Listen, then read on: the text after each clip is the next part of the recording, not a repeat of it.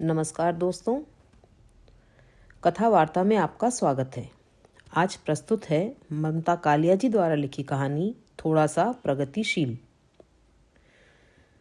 विनीत ने अपनी सहपाठी चेतना दीक्षित के साथ दोस्ती, मोहब्बत और विवाह की सीढ़ियाँ 2 साल में कुछ इस तरह चढ़ लीं कि एक दिन चेतना उसके घर हमेशा के लिए आ बसी। अपनी सफलता पर अभिभूत हो गया विनीत, साथ ही सावधान।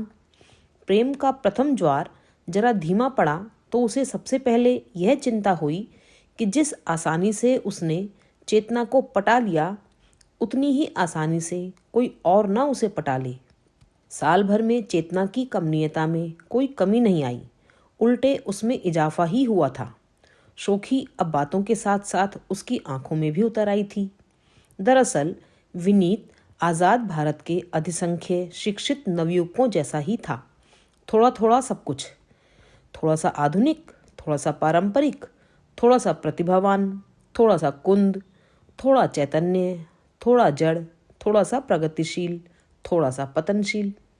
सभी की तरह उसके सपनों की स्त्री वही हो सकती थी जो शिक्षित हो पर दब कर रहे, आधुनिक हो लेकिन आज्ञाकारी, समझदार हो लेकिन अलग सोच विचार वाली ना हो। विनीत देखता चेतना अपना पूरा दिन किसी न किसी बात या काम में मगन रहकर बिताती। ऐसा लगता जीवन का कोई सुरताल उसके हाथ लग गया है और वह एक लंबी नृत्य मुद्रा में लीन है। विनीत ने सोचा उसे तौल लेना चाहिए चेतना के दिमाग में क्या चल रहा है। उसने बात कुछ इस तरह शुरू की, चेतू, तुम्हारे सिवा और किसी से बात करना मुझे बिल्कुल अच्छा नहीं लगता। उसके कान यह सुनने का इंतजार कर रहे थे कि चेतना कहेगी उसे भी विनीत के सिवा किसी और लड़के से बोलना गवारा नहीं। चेतना ने कहा, यह तो गंभीर समस्या है। कल को मेरे दोस्त घर आएंगे तो तुम क्या करोगे? मैं दूसरे कमरे में चला जाया करूँगा, उसने जल भुनकर जवाब दिया। देखो, मुझे तो सबसे बोलना अच्छा लगता है, बच्चों से, बड़ों से, यहाँ तक कि मैं किताबें और टीवी से भी बोल लेती हूँ। चेतना, दुनिया इस बीच बहुत खराब हो चली है। जब भी तुम किसी से बात करो एक फासले से बोला करो। लोग लड़कियों के खुलेपन का गलत मतलब निकालते हैं। निकालने दो, यह उनकी समस्या है, मेरी नहीं। चेतना ने कंधे उचका दिए। मकान के नीचे के कमरे खाली पड़े थे। दरअसल यह विनीत के बाबा का बनाया हुआ मकान था। इसमें उन्होंने निचली मंजिल पर आंगन की बाहरी तरफ 4 कमरे इसलिए बनवाए थे कि उन्हें दुकानों के लिए किराए पर उठा दिया जाए। बाबा तो रहे नहीं, उनके नीति नियम भी उनके साथ ही विदा हुए। विनीत के माता पिता यहाँ रहते नहीं थे, उनकी नियुक्ति इन दिनों जम्मू में थी। विनीत को यह पसंद नहीं था कि घर का कोई भी हिस्सा किराए पर चढ़ाया जाए। वे 4 कमरे खाली पड़े थे। महीने में एक बार सफाई करवाने के लिए उनका ताला खोला जाता। घर की नौकरानी बड़बड़ाते हुए कमरों में झाड़ू लगाती। चेतना फौरन उसे 5 का नोट पकड़ा देती। इस साल दिसंबर में ठंड इतनी बढ़ी कि आकाश से सूरज और धरती से धूप उड़न छू हो गई। लोगों ने अपने कुल जमा गर्म कपड़े पहन लिए, लेकिन हर वक्त यही लगता जैसे हर अंग बर्फ में लिपटा हुआ है। ऐसी एक ठंडी शाम कॉफी हाउस से लौटते हुए विनीता और चेतना की नज़र अपने रिक्शे वाले पर पड़ी। उसने एक सूती चादर ओढ़ रखी थी, लेकिन रिक्शा चलाने से बार बार उड़ रही चादर के नीचे कमीज भी सूती थी। वे द्रवित हुए। विनीत ने कहा, घर में इतने पुराने गर्म कपड़े पड़े हैं, इसे 2-1 कपड़े दे दें। चेतना बोली, नीचे के कमरे में बड़े ट्रंक में होंगे। घर पहुंचकर चेतना ने रिक्शे वाले से कहा, रुको, तुम्हें स्वेटर देते हैं। वह ऊपर से कमरे और बड़े ट्रंक की चाबियां लाई। ट्रंक में वाकई बाबा आदम जमाने के रजाई गद्दे और पुराने कपड़े भरे थे।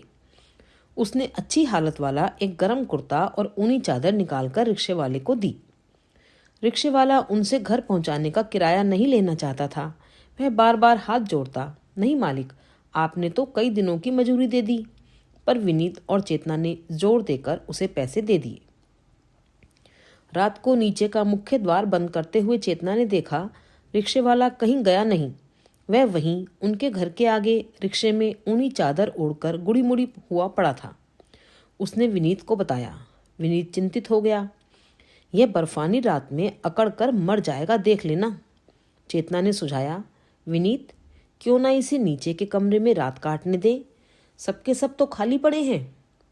विनीत ने नीचे जाकर रिक्शे वाले को उठाया और कमरा दिखा दिया।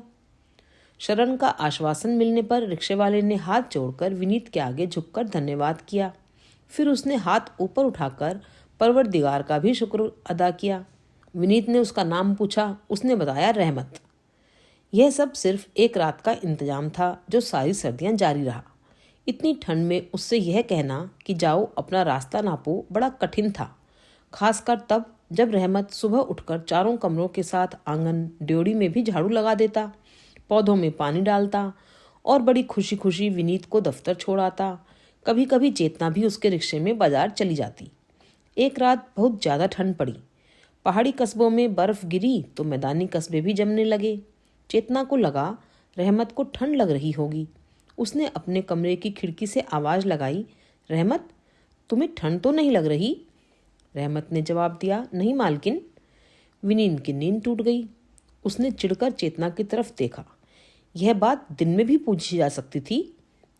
दिन में तो धूप की रजाई होती है, पाला तो रात में ही पड़ता है। अगर उसे ठंड लग भी रही है तो क्या करोगी? क्या अपनी रजाई उसे दे दोगी? तुम तो बात का बतंगड़ बना देते हो। वह ऐसा कहेगा ही नहीं। विनीत बड़बड़ाया। मेरी अच्छी भली नींद चौपट कर दी। दफ्तर की तरफ से स्कूटर खरीदने के लिए विनीत ने 6 महीने से अर्जी लगा रखी थी। इसमें यह सुविधा थी कि सरकारी कर्मचारियों को निर्धारित मूल्य पर 10% की रियायत मिल जाती और मांगने पर प्राविधि खाते से पैसे निकालने की अनुमति भी। जिस दिन स्कूटर आवंटन की खबर आई, विनीत खुश हुआ। उसने शाम को घर पहुंचकर चेतना को बताया। चेतना के मुंह से तत्काल निकला, बेचारी रहमत का क्या होगा? इसका क्या मतलब? हमने क्या उसका ठेका ले रखा है? जाए वह जहां से आया था। विनीत झुंझला गया। यकायक वह कहाँ सिर छुपाएगा? 6 महीने से यहाँ टिका हुआ है। स्कूटर आने के बाद हम रिक्शे वाले का क्या करेंगे? हमने कोई सरकारी रैन बसेरा तो खोला नहीं है। इंसानियत भी कोई चीज़ होती है। चेतना बोले बिना नहीं रही। तुम उसकी इतनी फिक्र क्यों कर रही हो? तुम्हारा वह क्या लगता है? मैंने सोचा था तुम स्कूटर की खबर से खुश होंगी। खुश तो मैं हूँ, पर एक गरीब का आसरा छिनेगा, यह बात खराब है। तो क्या करें? क्या हम NGO खोलकर बैठ जाएं और अपने इलाके के सारे भूखे नंगों को शरण दे दें? इसके लिए बड़ा कलेजा चाहिए। हम तो एक अदद बेघर के सिर पर छत नहीं दे पा रहे, जबकि वह अपने पैरों पर खड़ा है। विनीत बहुत चिढ़ गया। उसने मन ही मन तय किया कि आने दो आज रहमत को। उसे ऐसी झाड़ पिलाऊंगा कि खुद ही अपना बोरिया बिस्तरा उठाकर भाग जाएगा। यह चिढ़ केवल रिक्शे वाले तक सीमित नहीं थी। छोटी छोटी बातों में विनीत को ढेर सा गुस्सा उमड़ता। कई बार वह अपने दफ्तर के दोस्तों को घर लाता। वे तय करते विनीत के घर बैठकर थोड़ा रिलैक्स हुआ जाए। बाकी साथियों के घर में एकांत का अभाव था। किसी के यहाँ माँ बाप की मौजूदगी तो किसी के घर में बच्चों की चिल्लपों आराम का माहौल न बनने देती। विनीत का घर इस मामले में निरापद था। इस तरह के कार्यक्रम के लिए सब खुशी से खर्च में हिस्सा बटाते। चेतना नमकीन और सलाद का इंतजाम कर देती, लेकिन नमकीन की प्लेटें रखने के साथ साथ वह खुद भी आ बैठती। विनीत किसी न किसी बहाने उसे उठाता रहता, नमक लाओ, नींबू लाओ, बर्फ लाओ। वह फौरन सामान लाकर पुनः बैठ जाती। किसी तरह अपने गुस्से पर जब्त कर विनीत रात में चेतना को समझाने की कोशिश करता, देखो चेतू, तुम मेरे दफ्तर के लोगों के सामने बैठा मत करो। ये अच्छे लोग नहीं हैं। मुझे तो इनमें कोई खराबी नहीं दिखती। कितनी इज्जत से बात करते हैं। चेतना असहमत होती। यह सब दिखावा है। दफ्तर में ये लोग दूसरों की बीवियों पर भद्दे कमेंट करते हैं। अगर ये इतने खराब हैं तो तुम्हें भी इनसे दूर रहना चाहिए। मुझे उपदेश देने की जरूरत नहीं। मेरा कर्तव्य है कि मैं तुम्हारी रक्षा करूं। विनीत ने बात समाप्त की। विनीत ने पाया बाजार में कितनी ऐसी दुकानें थीं जिनके दुकानदार चेतना से हंसकर बात करते। उसके कहने पर 2-4 रुपए की छूट भी दे देते। कुछ विक्रेता तो उसकी पसंद ऐसे समझते कि उसके बोलने से पहले उसकी मर्जी का सामान निकालकर काउंटर पर रख देते। विनीत ने एक दिन कहा, चेतू, तुम क्यों बाजार जाकर परेशान होती हो? ऑफिस से वापस आते हुए मैं ही ला दूंगा जो लाना हो। तुम सुबह लिस्ट बनाकर मेरी जेब में रख दिया करो।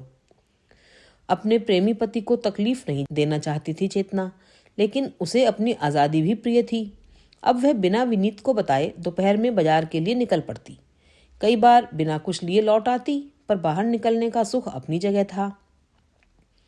दुकानों में सजे सामानों का वह पत्र पत्रिकाओं में दिए गए सामानों से मिलान करती और मन ही मन तय करती कौन सी जगह पिछड़ी है तो कौन सी अधुनातन। घर में आने वाले अखबार और पत्रिकाओं की संख्या मजे की थी, क्योंकि दोनों पढ़ने के शौकीन थे। विनीत जहां हर पत्रिका एक बार पलटकर सरसरी तौर पर पढ़ता, चेतना उसे आद्योपांत पढ़ती। उनमें प्रकाशित लेख, कहानी, कविता पर विचार करती और अपनी सहेलियों से या विनीत से उन पर चर्चा करती। विनीत कहता, देखो, रचनाओं में तर्क से ज्यादा तन्मयता देखी जाती है। चेतना कहती, तर्क के बिना जीवन में कुछ भी स्वीकार नहीं किया जा सकता, साहित्य भी नहीं। सहेलियां समझाती, तुम क्यों सारा दिन माथापच्ची करती हो, कहानियों में झूठ ही झूठ होता है। चेतना अपनी सहमति और असहमति व्यक्त करने में जरा देर न लगाती। वह संपादकों को लंबे लंबे पत्र लिखती। जिन रचनाओं में लेखकों के फोन नंबर या पते दिए होते, वह उनसे भी संपर्क करने की कोशिश करती। ज्यादातर तो किसी का उत्तर नहीं आता, लेकिन हाँ, एक बार एक कहानी लेखक ने उसे जवाब दिया था। उसने बड़ी सादगी से चेतना के तर्क मान लिए और कहा, जहाँ तक मेरी बुद्धि की पहुँच थी मैंने कहानी लिखी, आप मुझसे ज्यादा प्रखर हैं। पति पत्नी ने यह पत्र पढ़ा। दोनों की प्रतिक्रिया अलग थी। विनीत ने कहा, कितना बड़ा लेखक है और कितना विनम्र, उसने तुम्हारे आगे हथियार डाल दिए। चेतना बोली, गलत। विनीत, यह लेखक बड़ा चालाक है, उसने ऐसा लिखकर अपना पीछा छुड़ाया है। चलो छोड़ो, तुम्हें भी क्या पड़ी जो तुम लोगों की चिट्ठी लिखती फिरो या फोन करो, कहानियां पढ़कर भूल जाने के लिए होती हैं। चेतना ने पाया, इधर रोज रात विनीत उसका फोन उलट पुलट करता है।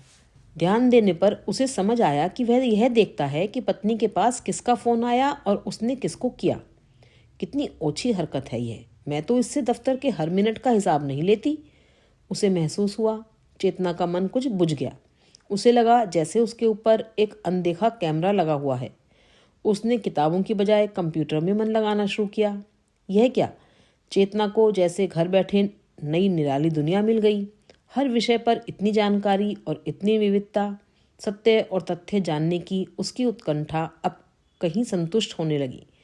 विनीत हैरान रह गया। वह जैसे ही कोई बात कहता, चेतना उसके 10 पहलू सामने रख देती। विनीत ने उसे नया नाम दे दिया, मिनीपीडिया।